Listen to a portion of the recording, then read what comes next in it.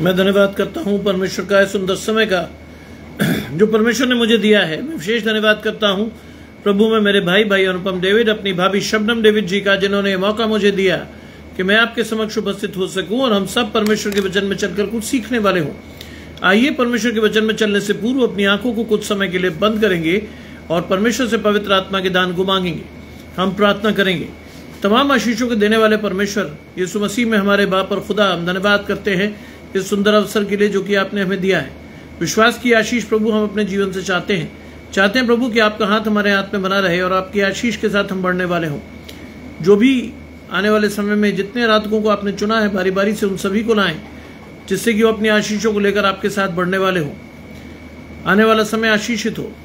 सब कुछ मांग लेते हैं आपके प्रिय पुत्र यीशु मसीह के नाम से, सुने और ग्रहण करें, आमीन। आइए पढ़ने के लिए मेरे साथ निकाल लें रोमियो उसका 14वां अध्याय, उसके पहले 12 पद। रोमन्स चैप्टर 14 वर्सेस 1 to 12 पढ़ने के लिए मैं आमंत्रित कर रहा हूं अपने बड़े बेटे साइमन स्टैनली साहब को कि वो वचन के प्रकाश में हमें आलोकित करें। Simon Stanley.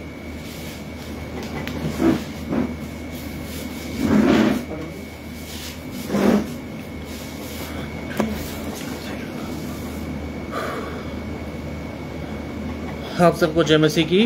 मेरे साथ निकाल लें रोमियो नामक पुस्तक उसका 14वां अध्याय, उसके पहले पद से 12वां पद।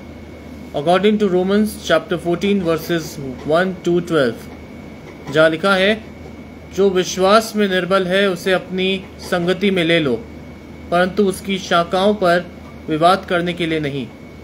एक को विश्वास है कि सब कुछ खाना उचित है, परंतु जो विश्वास में निर्बल है वो साग पात ही खाता है। खाने वाला न खाने वाले को तुच्छ न जाने और न खाने वाला खाने वाले पर दोष न लगाए, क्योंकि परमेश्वर ने उसे ग्रहण किया है। तू कौन है जो दूसरे के सेवक पर दोष लगाता है? उसका स्थिर रहना या गिर जाना उसके स्वामी ही से संबंध रखता है, वरन वो स्थिर ही कर दिया जाएगा, क्योंकि प्रभु उसे स्थिर रख सकता है। कोई तो एक दिन को दूसरे से बढ़कर मानता है और कोई सब दिनों को एक समान मानता है। हर एक अपने ही मन में निश्चय कर ले, जो किसी दिन को मानता है वो प्रभु के लिए मानता है, जो खाता है वो प्रभु के लिए खाता है, क्योंकि वो परमेश्वर का धन्यवाद करता है, और जो नहीं खाता वो प्रभु के लिए नहीं खाता और परमेश्वर का धन्यवाद करता है। क्योंकि हम में से ना तो कोई अपने लिए जीता है और ना अपने लिए मरता है। यदि हम जीवित हैं तो प्रभु के लिए जीवित हैं, और यदि मरते हैं तो प्रभु के लिए मरते हैं। अंततः हम जिए या मरे, हम प्रभु ही के हैं, क्योंकि मसीह इसीलिए मरा और जी भी उठा कि वो मरे हो और जीवतों दोनों का प्रभु हो। तू अपने भाई पर दोष क्यों लगाता है, या तू फिर क्यों अपने भाई को तुच्छ जानता है? हम सबके सब परमेश्वर के न्याय सिंहासन के सामने खड़े होंगे, क्योंकि लिखा है, प्रभु कहता है, मेरे जीवन की सौगंध की हर एक घुटना मेरे सामने टिकेगा और हर एक जीभ परमेश्वर को अंगीकार करेगी। इसलिए हम में से हर एक परमेश्वर को अपना अपना लेखा देगा। ये परमेश्वर का वचन है। परमेश्वर का धन्यवाद हो।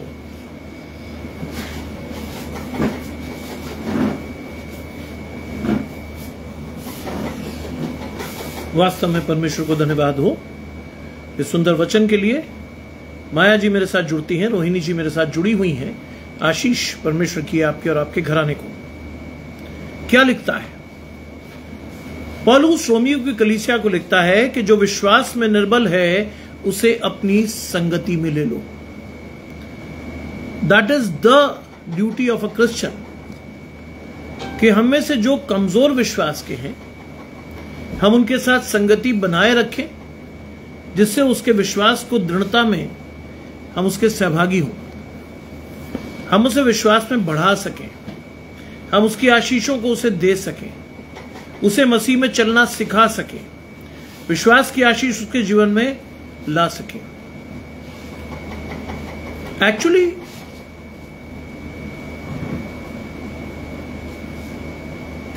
Bringing faith with God is a process. विश्वास की आशीष को लेना एक प्रक्रिया है।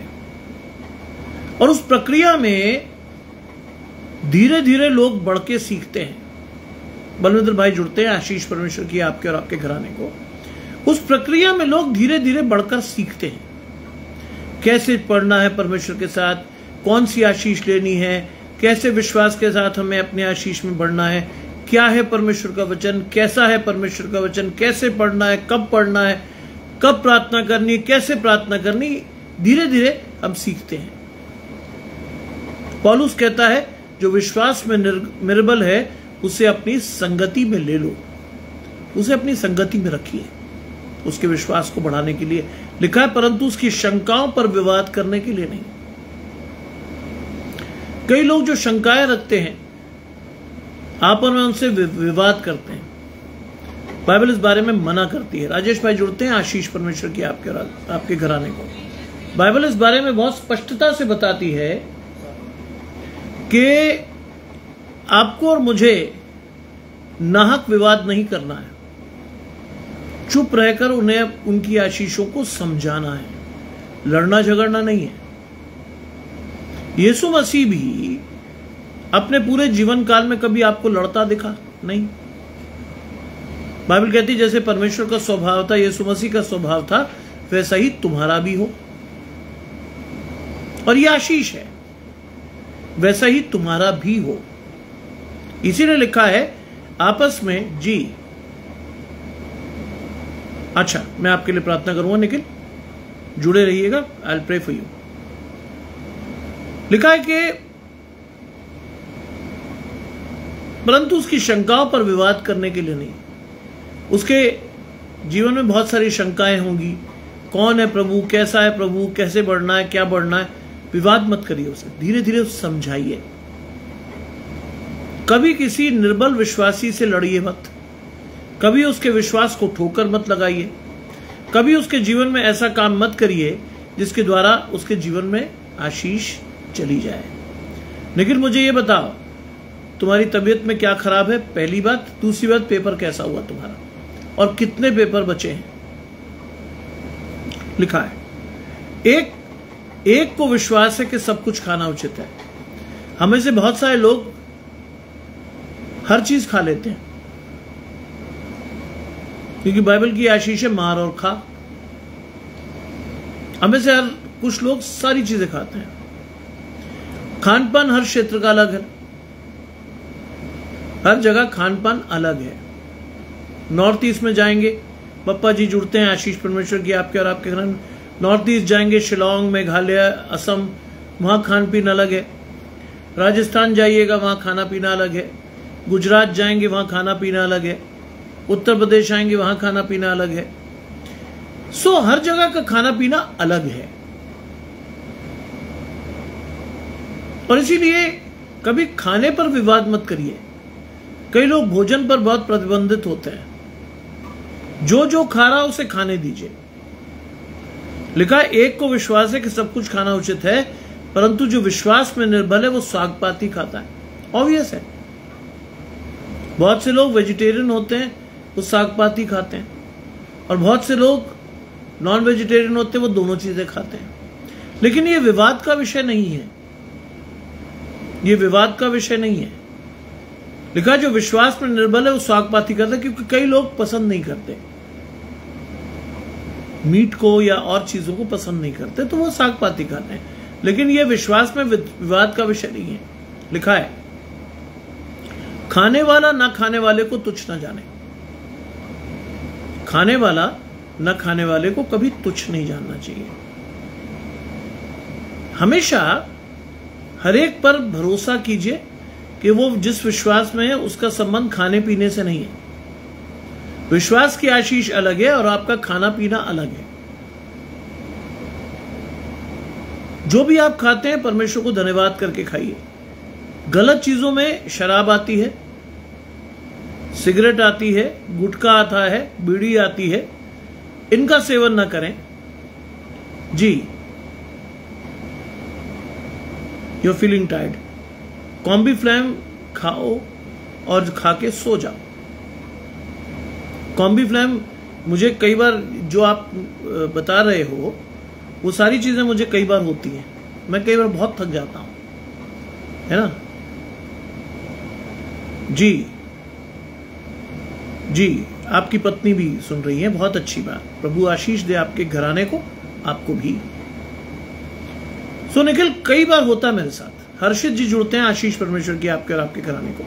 मेरे साथ कई बार होता है, कंसल्ट करके कॉम्बी फ्लैम खा लो, आराम से सो जाओ, you will feel all right in the evening. आराम से सो जाओ, क्योंकि तुम स्ट्रेस में रहे हो काफी समय तक एग्जामिनेशन की। सारे एग्जाम तुम्हारे अगर ओवर हो गए तो बहुत अच्छी है। तुमने लिखा है कि ऑल एग्जाम्स आर ओवर। खुश रहो, विश्वास के साथ दिन में आराम से खा के सो जाओ, मम्मी को पास में बिठाओ, क्योंकि ऐसे समय में जो हाथ काम आता है, मतलब ये मेरी आशीष है, ऐसे समय में जो तुम्हारे सिर पर हाथ होना चाहिए वो नितिका का होना चाहिए। और नितिका जब तुम्हारे पास बैठेगी, तुम्हारी मम्मी बैठेगी तुम्हारे पास, तुम्हारी आशीष है। क्योंकि एक बात याद रखना बेटा, कि मां से ही अस्तित्व होता है हमारा। मम्मी तुम्हारी बहुत अच्छी हैं, तुम्हारे पिताजी बहुत अच्छे हैं, तुम्हारा घराना बहुत अच्छा है। दवाई खाओ हल्की सी, कॉम्बी फ्लैम लो, सो जाओ, you will be all right. By the grace of God मैं आपके लिए प्रार्थना करूंगा। क्या लिखा है? खाने वाला ना खाने वाले को तुच्छ ना जाने। हम सब कुछ खाते हैं, लेकिन अगर कोई चीज नहीं खाता तो उसे तुच्छ मत जानिए, क्योंकि खाने का संबंध विश्वास से नहीं है। यह बात जान लीजिएगा, खाने का संबंध विश्वास से नहीं है, लिखा है। और ना खाने वाला खाने वाले पर दोष न लगाए। दोनों तरफ की बात कह रहा है परमेश्वर। जी, आपकी दोनों बेटियां भी हैं, कनक और काव्या। प्रभु उन दोनों बच्चों को आशीष दे। ये आशीष है। जब आपका घराना सुनता है कोई आशीष, तो आप घराने समेत आशीष पाते हैं। और लिखा है कि ना खाने वाला खाने वाले पर दोष लगाए। दोनों तरफ मना है। खाने वाला ना खाने वाले पर दोष नहीं लगाएगा, और जो ना खाने वाला है वो खाने वाले पर दोष नहीं लगाएगा। आप जो भी खाते हैं खुशी से खाइए, उसका संबंध आपके विश्वास से नहीं है।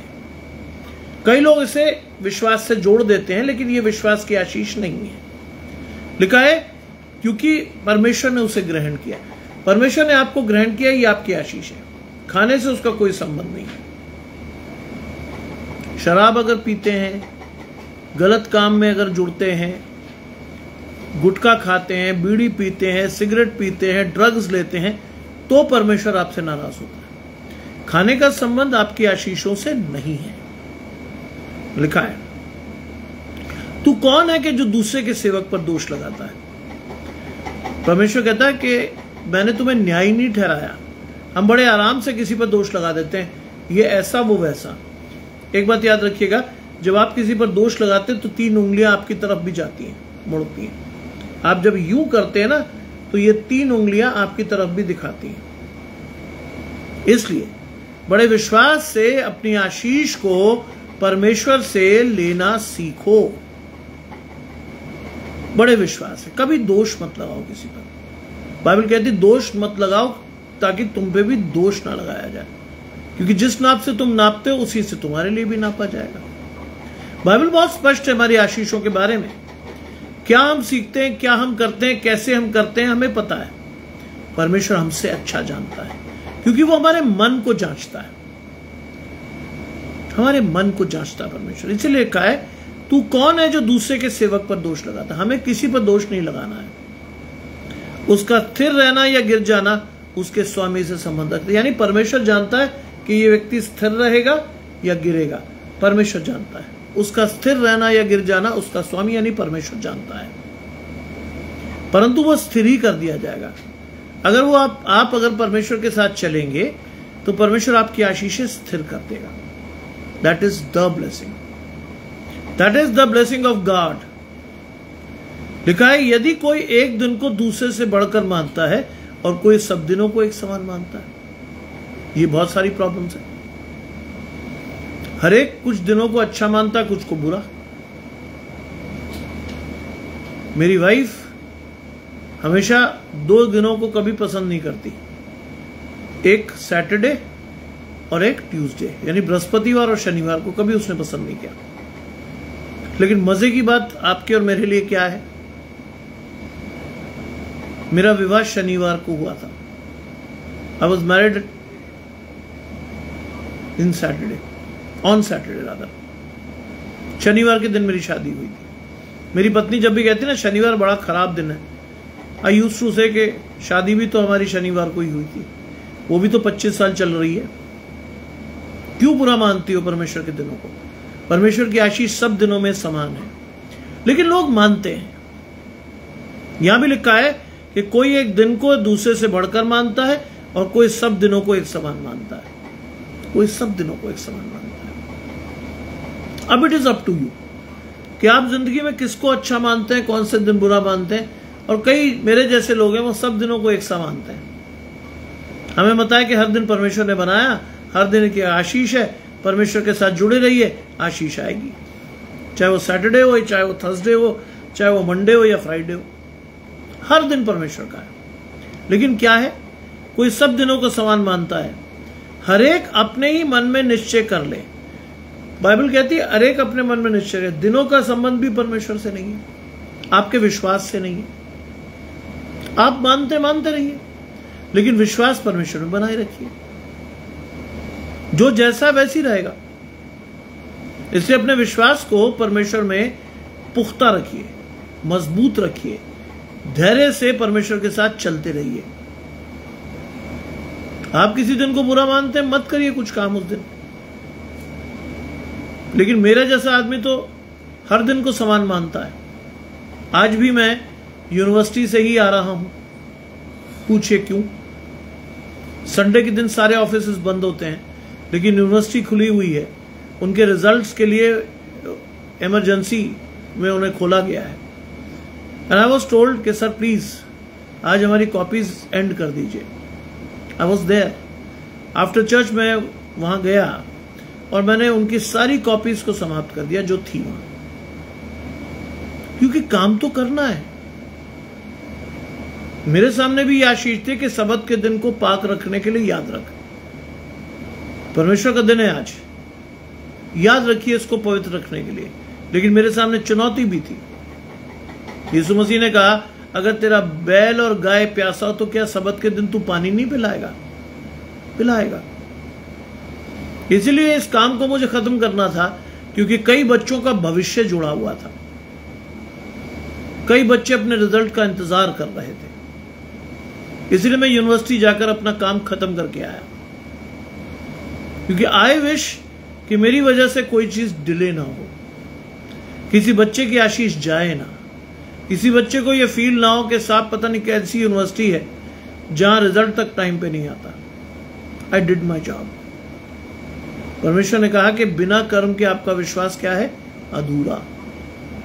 इसीलिए मैंने वहां जाके कर्म किया और विश्वास से सारी कॉपीज को खत्म करके आया।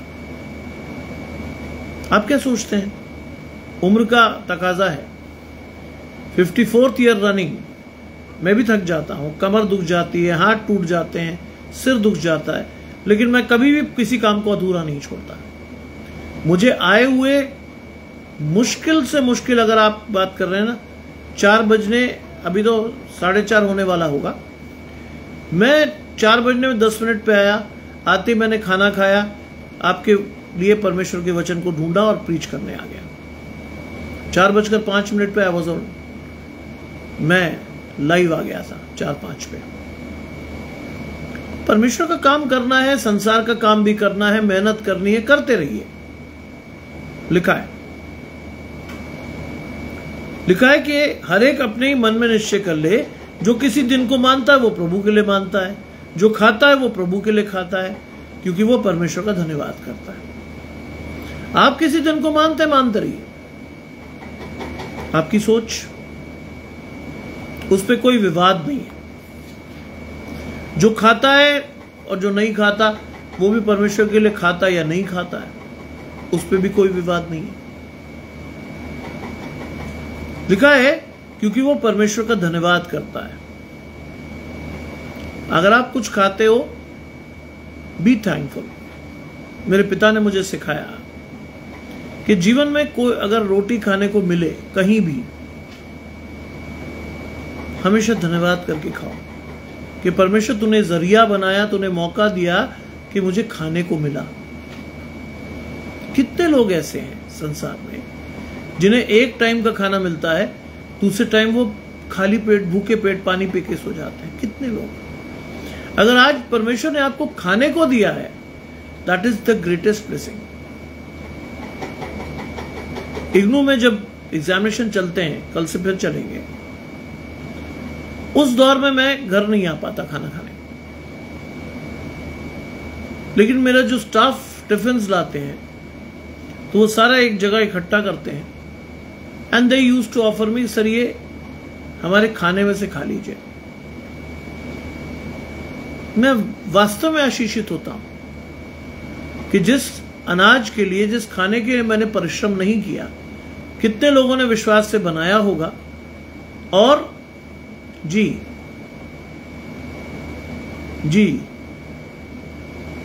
मुझे मालूम है आपकी वाइफ से मेरी बात हो चुकी है, मुझे मालूम है किस समस्या में आप, मैं आपके लिए प्रार्थना करता हूं। मुझे मालूम है क्या स्थिति है आपकी और क्या है, सब कुछ मुझे पता है। नीतू से मैं बात कर चुका हूं। सो ये चीजें समझिए। गजानन भाई जुड़ते हैं, आशीष परमेश्वर की आपके और आपके घराने में। सीखिए, समझिए, इस पर चलिए। मैं जो भी वो मुझे ऑफर करते हैं, रोटी ठंडी होती है, सब्जी ठंडी होती है, but I am thankful to God कि परमेश्वर देखो इनके दिल में ये जगह बनी कि इन्होंने मुझे खाना ऑफर किया। बड़ी खुशी से खाता हूं, क्योंकि परमेश्वर की आशीष होती है। आप नहीं भी लाए तो भी आपको खाने को मिला, आपने नहीं भी बनाया तो भी आपको खाने को मिला। You should be thankful to God. मेरे पिता ने मुझे सिखाया था, बेटा अगर तुम्हें कोई खाने को दे रहा है तो ये बहुत बड़ी आशीष है। वो अपने खजाने में से, अपने टिफिन में से तुम्हें खिला रहा है। That is the blessing. मुझे रोज खिलाते हैं बेचारे।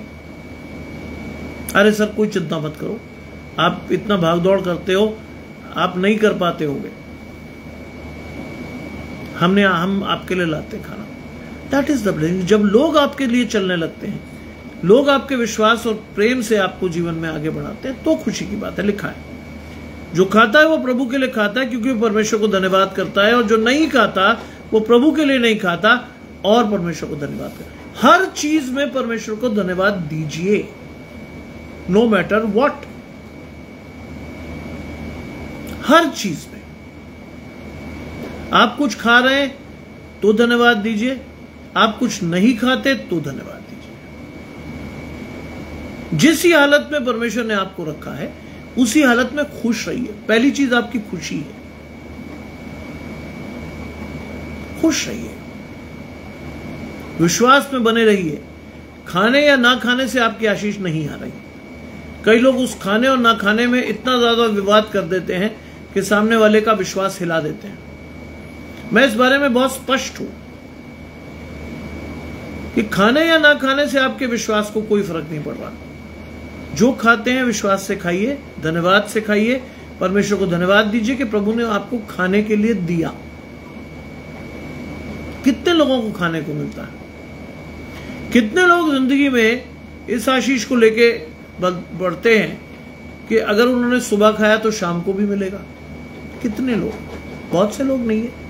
बहुत से लोगों से आप पूछिए क्या है, नहीं खाया, मिला ही नहीं, है ही नहीं। अगर आपके पास परमेश्वर की आशीष है और आपको 2 टाइम का खाना मिलता है, या 2 टाइम या 3 टाइम का खाना मिलता है, बी थैंकफुल टू गॉड। खुश रहिए परमेश्वर के साथ, क्योंकि कितने लोगों को नहीं मिलता है। लिखा है यदि हम में से कोई अपने लिए जीता है और ना कोई अपने लिए मरता है। कोई अपने लिए नहीं जीता, हम सब परमेश्वर के लिए जीते हैं, और परमेश्वर के लिए ही हमारे जीवन में अनंत जीवन की आशीष है। आज परमेश्वर ने हमें चुना है, इसीलिए लिखा ना कोई अपने लिए मरता है। आप मर नहीं पाएंगे। सुजाता जी जुड़ती हैं, आशीष परमेश्वर की आपके और आपके घराने को। आप मर नहीं पाएंगे अगर आप परमेश्वर के साथ हैं। परमेश्वर आपको अनंत जीवन की आशीष देगा। आपको परमेश्वर जीना सिखाएगा। सोचिए, सुबह आपको प्रीच किया, चर्च भागा, चर्च से लौटकर तुरंत मैं घर में घुसा ही था, I receive a phone call कि मुझे यूनिवर्सिटी जाना है फाइनल चेकिंग के लिए। यूनिवर्सिटी भागा, वहां से 3:45 बजे आया, खाना ही खाया था, मुझे याद आया कि 4 बजे का टाइम मैंने दिया हुआ है। मैं आ गया आपके साथ। बिजी रहिए, खुश रहिए, परमेश्वर के साथ बढ़ते रहिए, धन्यवाद दीजिए परमेश्वर का। मेरे जीवन में इतना समय ही नहीं है। अब जब यहां से फ्री होऊंगा तो बेचारे मेरे जानवर मेरा इंतजार कर रहे होंगे, उन्हें रोटी बना के दूंगा, उन्हें खाना खिलाऊंगा। 6 बजे मैं फिर ऑन एयर हो जाऊंगा hope for the changing world में एक नई आशीष के साथ। तब जाकर मैं संडे की पूरे दायित्वों को निभा लूंगा। 3 बार परमेश्वर के पास जाकर विश्वास के साथ अपनी आशीष को लेकर, धन्यवाद के साथ परमेश्वर के साथ बढ़कर अपनी आशीषें ले लूंगा। And that is the blessing. यह है परमेश्वर की आशीष। मेहनत करते जाइए परमेश्वर के साथ। मैं कभी नहीं सोचता कि क्या करना है, क्यों करना है। करना है तो करना है, मेहनत करनी है तो करनी है। मैं ये नहीं सोचता कि मैं थक जाऊंगा, ये हो जाएगा, वो हो जाएगा, तकलीफ आ जाएगी। When God is with you, no one can be against you। जब परमेश्वर आपके साथ चल रहा है, आपके विरोध में कोई चल ही नहीं पाएगा। इतनी आशीष को लेकर बढ़िए। इतना साधारण सा वाक्य अपने जीवन में अगर आप आत्मसात कर लेंगे, आपकी आशीष बनी रहेगी। लिखा है, यदि हम जीवित हैं तो प्रभु के लिए जीवित हैं, और यदि हम मरते हैं तो प्रभु के लिए मरते हैं। क्लियर रहिए। अगर आप जीवित हैं आज तो परमेश्वर के लिए, और कल को अगर आप जीवित नहीं भी रहेंगे तो परमेश्वर के साथ रहेंगे। इसी आशीष के लिए तो साथ तो मैं प्रीच कर रहा हूं आपको। कोविड में जब मेरे साथ स्थिति विकट हो गई थी, मेरा जो ऑक्सीजन लेवल था बहुत गिर गया था, तब मैंने परमेश्वर से मांगा था, प्रभु मेरे लिए कोई नुकसान नहीं है, अगर मैं आज मर जाता हूं तो मैं तेरे साथ, और अगर जीता रहता हूं तो तेरे लिए। अब आप डिसाइड करो परमेश्वर कि मैं क्या करूंगा। चौथे दिन में मेरी आशीष चल कर आ गई। चौथे दिन में ठीक हो गया बिना किसी दवाई सवाई के। चौथे दिन मेरा सांस भी ठीक हो गया, तकलीफ भी चली गई। एंड गॉड इंस्ट्रक्टेड मी, परमेश्वर ने बताया कि अब तू मेरे लिए जी रहा है। बात खत्म हो गई। उसके बाद मैंने पीछे मुड़कर नहीं देखा। परमेश्वर ने कहा कि तू मेरे लिए जी रहा, बात खत्म हो गई, मैं जी रहा हूं। इसीलिए लिखा है, यदि हम जीवित हैं तो प्रभु के लिए जीवित हैं। क्लियर रहिए। और यदि हम मरेंगे तो परमेश्वर के लिए, क्योंकि लिखा है, मेरे लिए जीवित रहना मसीह और मर जाना लाभ है। आपको दोनों तरफ फायदा है, कोई परेशानी नहीं। हर जगह परमेश्वर आपके साथ है अगर आप परमेश्वर के साथ चलते हैं। लिखा है, अतः हम जिए या मरे हम प्रभु के ही हैं। हम जिए या मरे हम क्या हैं? प्रभु के ही हैं।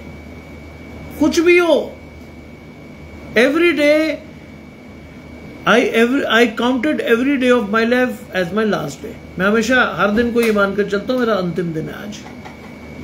सुबह उठते मैं परमेश्वर से कहता हूं, प्रभु अगर मेरा अंतिम दिन है तो भी मैं तैयार हूं, मुझे कोई दिक्कत नहीं। अगर तुझे मेरी डोरी खींचनी है खींच ले, अगर मुझे मरना है आज ही तो मैं मर जाऊंगा, मैं क्यों करूं? बाइबल में लिखा, अचानक आने वाले भय से मत डरना। क्यों? परमेश्वर साथ है आपके, किस बात का डर? मैं नहीं डरता। परमेश्वर को साथ लेकर चलेगा, आपको कोई डर नहीं सताएगा। परमेश्वर के साथ चलेंगे, आपको कोई परेशानी नहीं होगी। लिखा है, हम जिए या मरे हम प्रभु के हैं, क्योंकि मसीह इसीलिए मरा और जी भी उठा कि वो मरे हुए और जीवते दोनों का प्रभु है। मसीह इसीलिए मरा और जी उठा कि वो जीवते और मृतकों दोनों का प्रभु है। क्यों? क्योंकि वो परमेश्वर के दाहिने बैठा है और न्याय करने के लिए फिर आएगा। इसीलिए ये वर्ड जो आया है ना, जीवते और मृतकों दोनों का प्रभु है, इसीलिए कि न्याय करने के लिए परमेश्वर फिर आएगा, इसलिए वो जीवते और मृतकों दोनों का प्रभु है। प्रकाशित वाक्य पढ़िए तो कहेगा, परमेश्वर यीशु मसीह कहेगा, दे दे। दे दे का अर्थ जानते हैं? दे दे का ये अर्थ है कि प्रभु कहेगा दे दे। क्या दे दे? जो जहां मरा है वहीं से वो दे दिया जाएगा। अगर कोई पहाड़ पे मरा है, अगर कोई समुद्र में डूबकर मरा है, अगर किसी ने आत्महत्या की है, परमेश्वर मांगेगा, देना पड़ेगा। इसलिए वो जीवितों और मृतकों दोनों का प्रभु है। लिखा है, तू अपने भाई पर क्यों दोष लगाता है। बहुत शौक होता है हम सबको। मधु जी जुड़ती हैं, आशीष परमेश्वर की आपके और आपके घराने। हमें से बहुत लोगों को शौक होता है कि हम दूसरों पे दोष लगाएं। कभी मत लगाइए। बाइबल बहुत स्पष्ट है, दोष मत लगाओ कि तुम पर भी दोष न लगाया जाए। बाइबल इस बारे में कहती है कि तुम अपने आंख के लट्ठे को क्यों नहीं देखते, दूसरों की आंख के तिनके को तुम्हें क्यों दिखाई देता है। पहले अपने आंख के लट्ठे को निकाल, तब दूसरों का तिनका निकाल पाएगा। सीधी बात।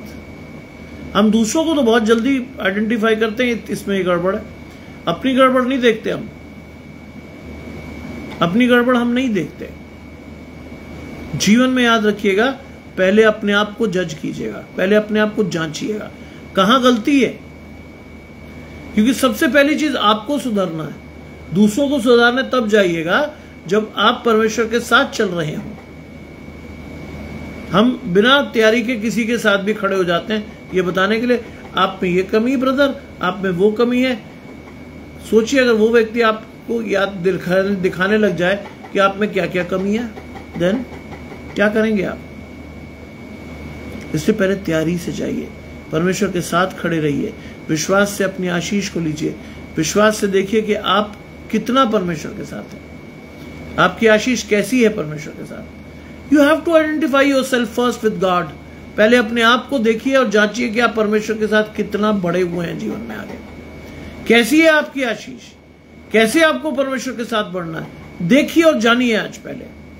इसीलिए लिखा है, तू अपने भाई पर क्यों दोष लगाता है, या तू फिर क्यों अपने भाई को तुच्छ जानता है। कभी किसी को तुच्छ मत जानिए। बाइबल कहती है, हर एक को अपने से क्या जानो, अच्छा और बेहतर। हर एक को।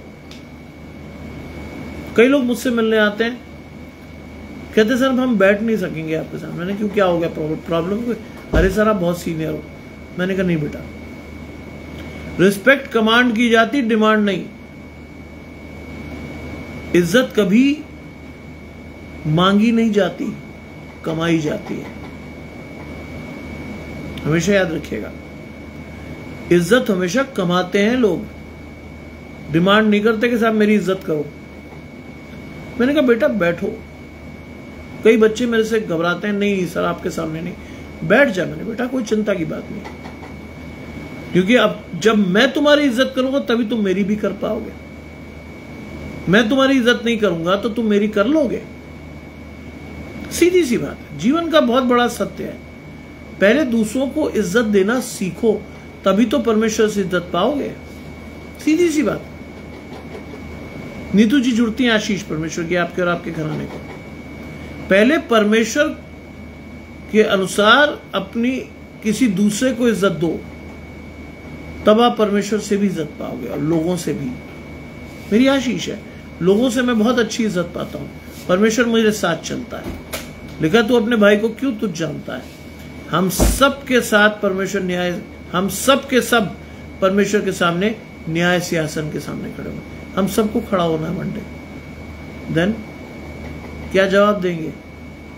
बाइबल कहती है इस बारे में, जो तेरा भाई जो जिसे तू देखता है तू उससे प्रेम नहीं रख सकता, तो मुझसे क्यों कर प्रेम रखेगा जिसे तूने नहीं देखा। सीधी बात है।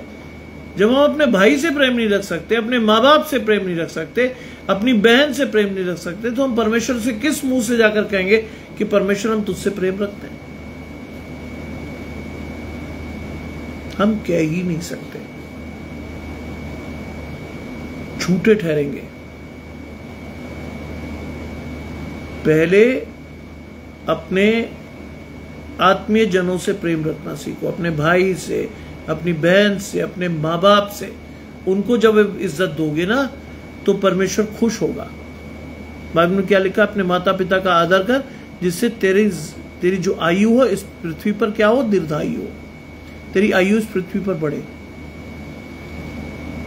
कितने लोग जानते हैं अपने माँ बाप की इज्जत करना? कितने भी नहीं। कई बार तो बच्चे चिल्ला रहे होते हैं अपने माँ बाप पर, तुमने पैदा ही क्यों किया जब तुम पाल नहीं सकते थे। ये आपकी आशीष नहीं है। पूछिए उस बाप से जो अपना खून बहाकर, खून पिलाकर अपने बच्चों को पालता है। मेरा मन नहीं था आज यूनिवर्सिटी जाने का, लेकिन एक तरफ ये भी खुशी थी कि रिजल्ट निकलेगा, लेकिन दूसरी तरफ एक मॉनेटरी गेन भी था, कुछ पैसे मिलेंगे,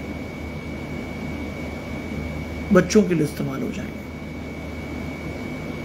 हर बाप का ये सपना होता है कि उसका बच्चा उससे अच्छा रहे। आज यीशु मसीह को परमेश्वर ने आपके लिए भेजा जिससे आप अनुग्रह की आशीष पाएं। हर पिता चाहता है कि उसका बच्चा उससे अच्छा रहे। आज परमेश्वर भी चाहता है कि हमारे बच्चे यानी हम सभी परमेश्वर के साथ अच्छे रहें, क्योंकि हम तो परमेश्वर के बच्चे हैं। अच्छे रहें, सीधी सी बात। हम कहां हैं और हमें कहां होना चाहिए था। हम परमेश्वर के साथ चलने के लिए बने थे, और आज क्या हो रखा है, हम परमेश्वर के विरोध में खड़े हैं। लिखा है हम सब के सब परमेश्वर के न्याय सिंहासन के सामने खड़े होंगे, क्योंकि लिखा है, that is the golden verse. प्रभु कहता है, किसी और ने नहीं कहा, प्रभु कहता है कि मेरे जीवन की सौगंध धर दो, मेरे जीवन की सौगंध, हर एक घुटना मेरे सामने टिकेगा। मेरे जीवन की सौगंध, हर एक घुटना मेरे सामने टिकेगा और हर एक जीभ मेरा अंगीकार करेगी। सीधी सी बात। परमेश्वर की आशीष आपके जीवन में आएगी, हर एक घुटना आपके सामने टिकेगा, हर जीभ परमेश्वर का अंगीकार करेगी। देखो परमेश्वर आपके जीवन में क्या चाहता है और कैसे। सीखो आज, क्योंकि ये आशीष परमेश्वर की ओर से आपके जीवन में है कि आपको और मुझे एक समय के बाद परमेश्वर को अंगीकार करना है, समर्पित होकर प्रार्थना करनी है, विश्वास के साथ बढ़ना है, निर्बल लोगों के विश्वास को बढ़ाना है, किसी के साथ विवाद नहीं करना खाने का कि साहब तू ये खाता क्यों है और मैं ये नहीं खाता। किसी दिन का बुरा मानना या न मानना आपकी आशीष है, लेकिन विश्वास आपको परमेश्वर में बढ़ाना पड़ेगा। धीरे धीरे परमेश्वर आपको सिखाएगा क्या खाना क्या नहीं खाना। धीरे धीरे परमेश्वर आपको दिखाएगा, हर दिन परमेश्वर का है। परमेश्वर के साथ जैसे जैसे आप बढ़ोगे, वैसे वैसे कई जो चीजें आपके जीवन में रूढ़ियों की तरह चल रही है, प्रथाओं के रूप में चल रही हैं, टूट जाएंगी। परमेश्वर आपके दर्शन को स्पष्ट करेगा। परमेश्वर देखेगा कि किस तरह की आशीष लेकर आप बढ़ रहे हो, कौन सी है आपकी आशीष और कैसे आपको बढ़ना चाहिए। अंतिम आयत कहती है, क्योंकि हम में से हर एक परमेश्वर को अपना अपना लेखा देगा। हम में से हर एक न्याय के दिन परमेश्वर को लेखा देगा। क्या किया, क्यों किया, कैसे किया, कौन सी आशीष थी, कौन सी नहीं थी, लेखा देंगे आप और मैं। Just turn to God for your blessings.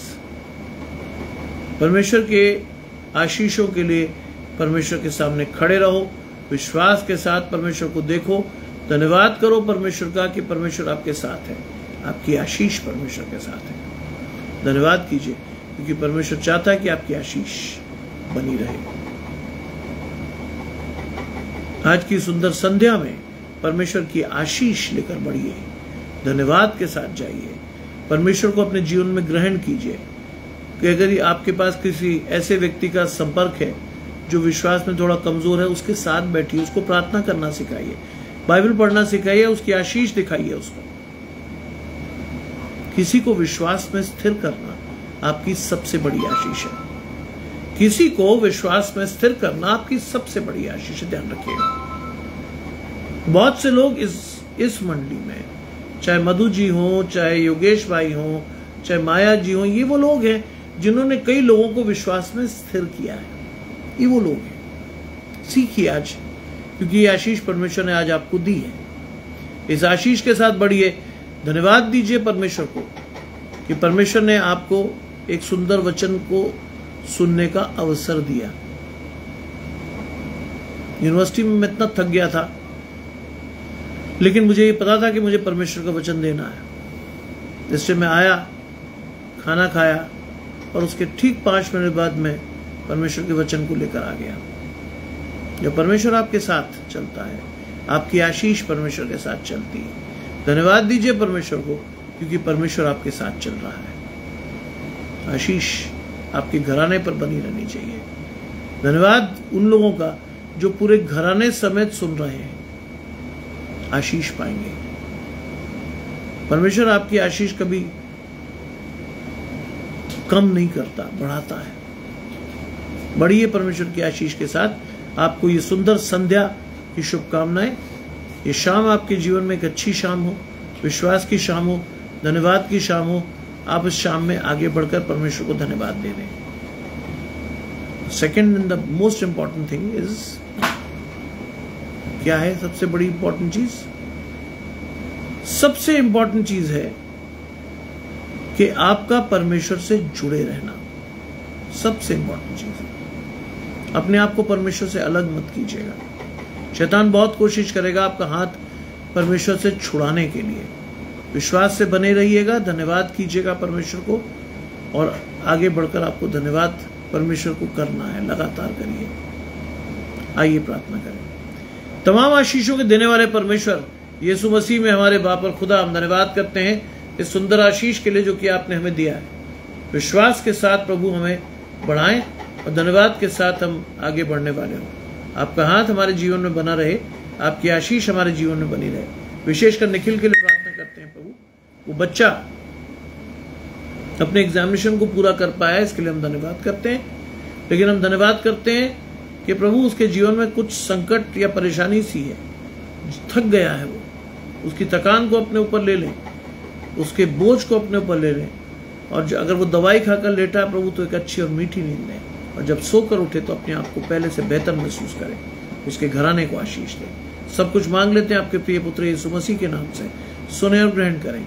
आमीन। आप सबको परिवार सहित आशीष मिले।